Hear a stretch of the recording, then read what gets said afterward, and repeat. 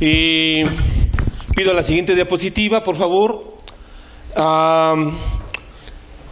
Voy a trabajar una aproximación a la psicología social desde un enfoque que es como que la última tendencia, no digo la última moda, eso no me gusta. Es la última tendencia, pero es muy viejo, es muy antiguo. Y hay que trabajar teniendo claro que la psicología social, como lo señalaban la profesora Irene y la profesora Rentería, no tienen un origen definido, que dijeran, este es el de a de veras, el que originó todo, ¿sí? Entonces hay autores que se han puesto a revisar algo, y déjenme decirles algo muy importante. Muchos profesores de Iztacala, que fueron compañeros míos y ahora son profesores para ustedes, nos formamos con profesores que habían venido un tanto exiliados, un tanto haciendo posgrados, un tanto perseguidos políticos, que fueron nuestros profesores y nos dieron una visión distinta de lo que normalmente veníamos entendiendo por psicología social. Hay que entender dos enfoques en la psicología: el cronológico, que es a partir de las fechas, vamos a ver dónde se origina. En general los autores dicen que no tiene sentido esta propuesta y que son propuestas luego muy locales, porque se presentaba un problema en la psicología social. Se decía que psicología social era lo que se enseñaba en psicología social en el lugar de origen. Y hay un enfoque ideológico, y en este sentido se ignora la visión latinoamericana en buena medida, y hay una psicología social tendenciosa por ideas políticas y sociales. Es muy importante reconocer eso, y por eso agradezco la invitación del profesor César Carrascosa y Guadalupe Mares para participar de esto, porque luego son temáticas de las que pocas veces podemos hablar de manera colectiva y conjunta. Entonces, asumiendo esta posibilidad, es importante reconocer que cuando estamos viendo sobre psicología social, pues estamos posicionados en alguna posibilidad de estas o alguna otra, ¿sí? Y entonces hay un sesgo al respecto, ¿sí? La que sigue. De tal manera que a la hora de estar trabajando lo que los profesores César y Guadalupe me pedían, me fui encontrando, para mi sorpresa, cuando fui leyendo cosas, que decía, esto me late, que va por aquí, que va por allá. Y sí, de repente iba encontrando información que se iba relacionando con cosas que yo no me imaginaba de origen, yo las veía separada, pero no, resulta que tienen cierta vinculación, y entonces agrupé en 5 perspectivas: la anglosajona, la europea francesa, donde rescataba principalmente Francia y Alemania, pero más Francia, la perspectiva asiática del Medio Oriente, la perspectiva latinoamericana y la perspectiva global y del encuentro con la complejidad, ¿sí? Bueno, tengo aquí un pequeño recuadro. En la parte de aquí abajo está la temporalidad, luego están los griegos, los anglosajones, la Europa, concretamente Francia, España, Asia y Oriente, Latinoamérica, y aquí está la Edad Media. ¿Por qué? Porque la idea de caos, no de complejidad, de caos, surgió con los griegos, muchos años antes de Cristo. Y esto es importante tenerlo presente porque nosotros ya nos hemos distanciado del origen de cómo se ha generado un cierto conocimiento que hoy damos por hecho e ignoramos o desconocemos o preferimos no percibir el precio conceptual, personal e histórico que se pagó por haber vivido lo que vivimos. Y el hecho de que estén sentados aquí, ¿sí? El hecho de que haya muchas mujeres aquí también tiene que ver con ese desarrollo histórico. Entonces el concepto de caos no es como nosotros lo entendemos en la vida cotidiana. Ahí todo es caótico, el tráfico de la Ciudad de México, ¿no? El segundo piso del periférico, no se trata de eso. Caos tenía que ver con el estado inicial, ¿sí? La cuna del origen del todo. Esa es la idea del caos. Y los griegos, en esa cultura representativa, sobre todo la cultura occidental, es que trabajaban a partir de la percepción de los sentidos y lo tomaban en plenitud. No estoy hablando de los adultos mayores en plenitud, sino de la plenitud de los sentidos, ¿sí? En donde se trabajaba en su conjunto simultáneamente y se daba la base de la mitología, ¿no? Entonces todo estaba relacionado en base a cómo se estaba percibiendo la totalidad de los sentidos, y por eso se hablaba también del cosmos. Esta idea es importante porque para la Edad Media esto se fue arrastrando. Normalmente pensamos que la Edad Media había sido como una idea de obscurantismo, de restricciones, de castigo, pero también fue la época donde surgieron las principales universidades del mundo, donde se crearon las grandes universidades. Entonces hay esta polaridad de las ideas, pero había un conocimiento que se empezaba a trabajar y que venía desde la antigüedad, y era la alquimia. Y ustedes dirán, ¿qué tiene que ver la alquimia con esto? Pues ahorita lo vamos a ver. ¿La que sigue? Entonces se planteaba esto, una simplificación de la realidad, una naturaleza global y mitológica, y cuando a partir del pensamiento filosófico griego se empieza a desarrollar la lógica y la capacidad de argumentación, que creo que es algo que nosotros profesores estamos obligados a enseñarles a ustedes a argumentar, no a discutir, argumentar, a sustentar. ¿Cuál es tu idea? ¿Cuál es tu propuesta? ¿En qué te sustentas? ¿En qué te basas? ¿Cómo la rebatimos? Dialogando. Cuando surge esa condición de la lógica y la argumentación, hay una pérdida de la mística y de la mitología. Se dejan de tener necesidades de recurrir a los dioses. Eso se perdió. Se da la base de la ciencia a partir de la física clásica. La física clásica no estaba de los dioses, ¿sí?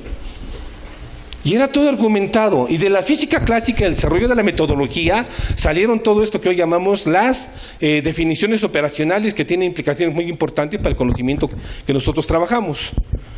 Y se concretó en una metodología cuantitativa. Y pagamos un precio muy alto, ¿sí?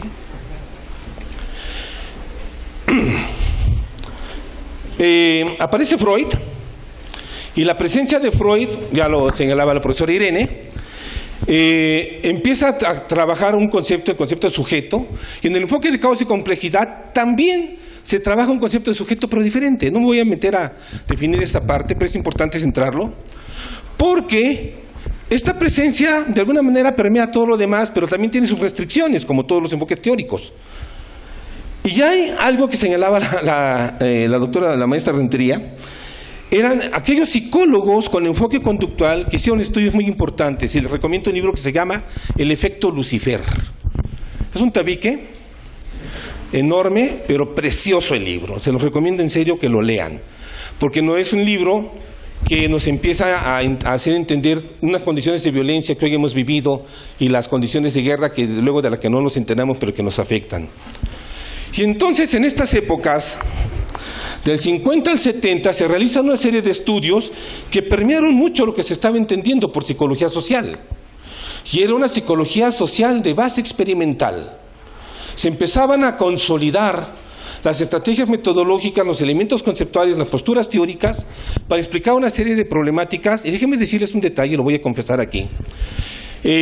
Hace varios años, casi 22 años, cuando se incorpora la profesora Carlota al área de métodos cuantitativos, organizamos un evento.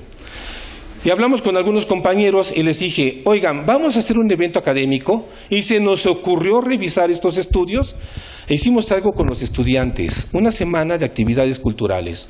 Estábamos de 9 de la mañana a 8 de la noche. Estuvimos trabajando 3 meses antes con el proceso, pero usando todo esto. Nos sorprendió lo que se podía hacer y nos dio miedo, porque de repente nos dimos cuenta del origen del fanatismo, ¿no?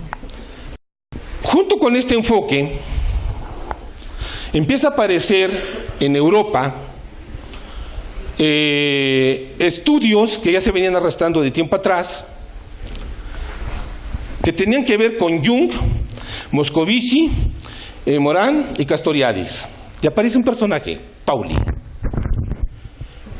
Y temática mete mucho ruido en la psicología, y es muy difícil trabajarla, un tanto por prejuicios, aspectos, obstáculos epistemológicos, yo diría epistemofílicos, de empezar a entender estas condiciones de la transdisciplina. ¿Qué pasó?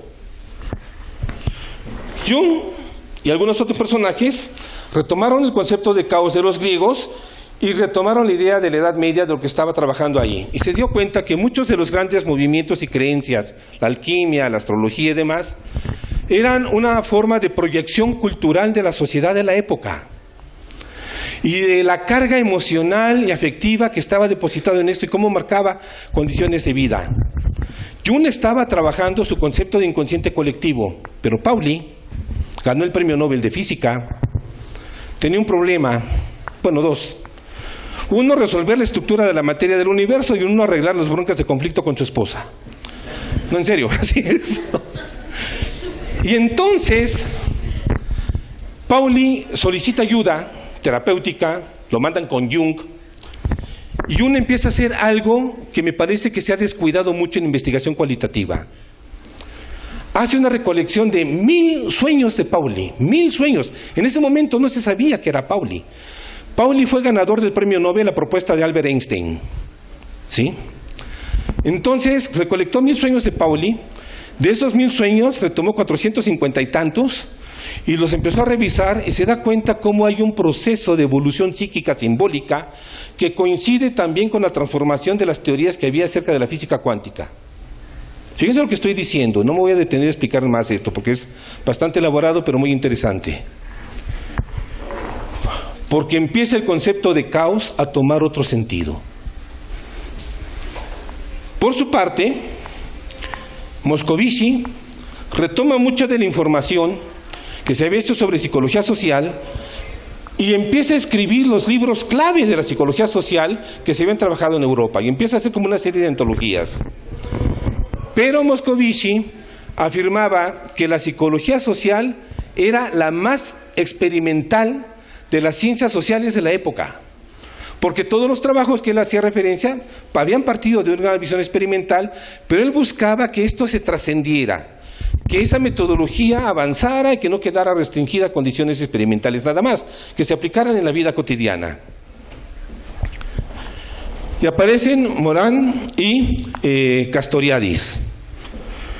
Y aquí se empiezan a ver, la siguiente, una serie de componentes. Porque, aunque ellos son de la Comunidad Europea, aparece un español, Muné, que empieza a hacer una revisión total de la psicología. Y empieza a haber una serie de coincidencias y planteamientos distintos de los que se venían trabajando hasta el momento. Y entonces Morán, todo esto que nos presentaban de los esquemas de los niveles individual, colectivo, grupal, institucional y demás, Muné los empieza a retomar, empiezan a incorporarse, igual que Morán, en la metodología de la complejidad, el elemento de multinivel, y se hace una pregunta: ¿cuáles son los componentes y condiciones de cambio de nivel a nivel? No es que esté el nivel, es cómo se cambian. Y se percata de un detalle, que empiezan a darse un fenómeno similar al de las estructuras disipativas en las ciencias físicas y químicas. Entonces ahí empiezan a encontrar una serie de elementos conceptuales que rompe propiamente la condición de las ciencias sociales. ¿La que sigue? Asia y Oriente. No había psicología social. Había mucha psicología educativa. Había mucha psicología organizacional, curiosamente. Había mucha psicología de la salud, pero no había psicoterapia. No había psicología clínica. Porque durante el gobierno de Mao Zedong en la República Popular China, que se hace el movimiento de la Gran Marcha, hay una revisión y una reconceptualización de las universidades. Las universidades estuvieron cerradas durante años. Nosotros nos quejamos de cuando la UNAM estuvo parada casi un año. Bueno, los chinos estuvieron parados casi 10, ¿no? Entonces, había una diferencia importante, pero no se permitía la presencia de la psicología social. No se autorizaba esta parte. Había mucho control. ¿La que sigue? Y se da también la posibilidad latinoamericana. Hay muchos autores más, por supuesto. La restricción de este tiempo solamente me hicieron restringir algo, pero hay dos personajes: Pichón Riviere en Argentina y Villegas en Chile. ¿Qué tienen que ver ellos? Que vivieron las dictaduras. Su pensamiento también es una condición crítica de las dictaduras que vivieron sus países, en las que ellos fueron creciendo, interviniendo, trabajando y haciendo la vida. Pero en la historia de la psicología social, estas dos áreas no aparecen. Pareciera ser que no se reconocen. Y a eso se refería Monet cuando decía que el estudio de la psicología social está cargada de ideología. Entonces en automático descartamos otros autores y otras propuestas. ¿La que sigue? Y empiezan a aparecer unos personajes, como son Prigogine, como son Tom y como son Mandelbrot. No son psicólogos. Y algo que señalaban es que, sobre todo Monet, es que debemos entender que la psicología social es una disciplina puente entre la psicología como tal y la sociología. Y que además el origen y la historia de la psicología social no fue hecho por psicólogos, fue hecho por sociólogos, por demógrafos, incluso por teólogos, por ideólogos, pero que bueno, fueron tomando cuerpo, fueron planteando esquemas de pensamiento que dieron origen y orientación para tomas de decisiones a nivel de gobierno y de educación, por ejemplo, de organización social. ¿La que sigue? Y ahí están las relaciones. Resulta, pues, que la primera condición es que hubo un intercambio entre Jung y Pauli. Y Jung construye su enfoque teórico a partir de reconocer una serie de planteamientos que estaba desarrollando Pauli, y por eso es que, por ejemplo, Jung plantea que lo inconsciente no está en el cerebro, no es social, es una propiedad de la naturaleza, por ejemplo. Reconoce una serie de fenómenos que se dan a nivel social y colectivo, y que, bueno, tienen que ver con mucho de este trabajo. Tendrían que revisar la relación entre Pauli y Jung al respecto. Es más, Pauli retoma en su discurso ante el Nobel ideas jungianas. Pero Moscovici retoma el enfoque anglosajón, le da una reorientación. Castoriadis retoma y coincide planteamientos con Morán. Y lo más importante, al igual que Jung tenía correspondencia y se carteaba con Pauli y se iban a tomarse su café y sus copitas de vino, sus cervezas de vez en cuando en los bares, Castoriadis lo hacía con el matemático René Thom. Hace muchos años, aquí en Iztacala, en el área de métodos cuantitativos, revisábamos la teoría de catástrofes. Era bastante elaborada y era muy difícil enseñarla a nivel licenciatura. Desafortunadamente esta línea no se siguió desarrollando y gracias al trabajo que han venido haciendo los profesores podemos retomar estas posibilidades. René Thom fue el creador de la teoría de las catástrofes. Teoría de catástrofes no en términos de desastres y crisis y demás, no, sino de cambios abruptos e irreversibles. ¿Sí? Y bueno, entonces René Thom retoma de Jung el concepto de arquetipo y plantea que muchos de los fenómenos sociales que hoy vivimos también están obedeciendo a estructuras arquetípicas. Lo está diciendo un matemático aplicando el concepto de arquetipo a las matemáticas con implicaciones para las ciencias sociales, pero reconoce que coincide con lo jungiano. Pero Castoriadis coincide con René Thom. Se da entonces una interrelación, a veces muy definida, a veces media diluida, pero donde ya empieza a aparecer unos autores que hablan del enfoque de caos y complejidad. Y estos sí son psicólogos, estos no, estos sí. Son psicólogos modernos que están trabajando en psicología. ¿A qué sigue? Váyanse al final, por favor, nada más, termino esta parte. Ahí. Dentro de lo que plantea Monet, se dan estos planteamientos, la que sigue, y decía que teníamos que ir evolucionando hasta ver una complejidad y una interacción de este tipo. ¿De acuerdo? Esa es la tendencia que hoy se tiene ahora y se esperaría que, bueno, la psicología contemporánea empiece a concretar ya en estrategias metodológicas concretas estos resultados. Gracias.